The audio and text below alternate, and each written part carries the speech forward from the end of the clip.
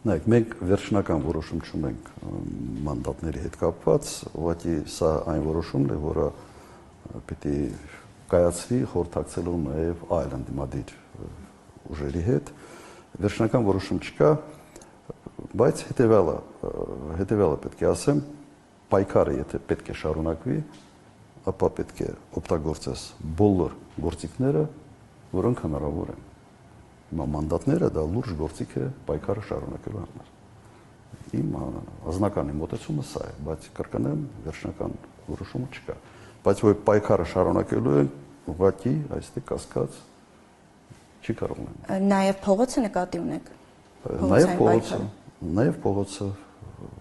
տարբերությունը հետևյալ է մեջ է։ Լեգիտիմությունը իսկապես լուրջ կասկածի տակ է։ Իշխանության լեգիտիմությունը երբ կասկածի տակ է, սա այլ մթնոլորտ է ձևավորում նաև ներսում։ Բոլորը տեսնում են, թե ինչ է կատարվել։ Բոլորը, նույնիսկ նրանք, ովքեր քվեարկել են ԿՊ-ի համար, իրենք սա տեսնում են։ Սա նշանակում է, որ իրենց վարած քաղաքականության եւ իրենց անցկացրած ընտրության, այսպես ասենք, փլատակների տակ մնալու է հենց ԿՊ-ն։ Եվ չեմ կարծում, որ դա տևելու է շատ երկար։ Պարոն նախագահ, միասնական ընդդիմությանը շատ հարցեր են ձևակերպում քաղաքացիները, մեր խմբակրությունը միայն ամեն օր մի քանի զանգ է ստանում։ Ես փորձել եմ ընդհանուր բովանդակությունը ձևակերպել եւ հարցը ուղղել ձեզ։ Մարդիկ հիմնականում ուզում են հասկանալ, արդյոք ընդդիմադիր հիմնական ուժերը, որոնց իրենք ձայն են տվել, մտածում են միասնական շտաբ կամ գործողությունները համակարգելու այլ ուղի գտնելու ուղղությամբ։ Նախաձեռնում են արդյոք միասնական հանրահավաք կամ բողոքի որևէ այլ գործողություն։ Այդ շփումը հիմա կա, կոնսուլտացիաներ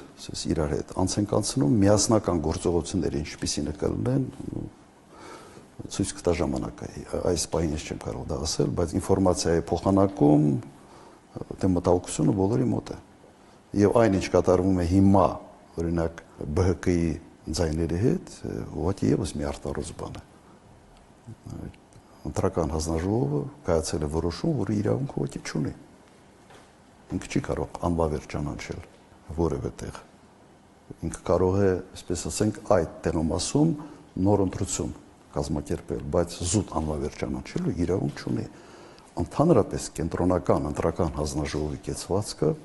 շատ տարօրինակ էր ամբողջ գիշերը։ Եվ իսկապես հարցեր է առաջացնում։ Սա ԿՊ-ի շարունակությունն է, կենտրոնական հանձնաժողովի նախագահը, նախկին ԿՊ-ական պատգամավորը եւ անաչառության որևէ նշուլել այստեղ ոչինչ չկա։ Սա մեծ հարցեր է առաջացնում եւ ավելացնում է ոչ լեգիտիմ, այսպես ընտրությունների ընկալմանը բավական լուրջ փաստարկներ։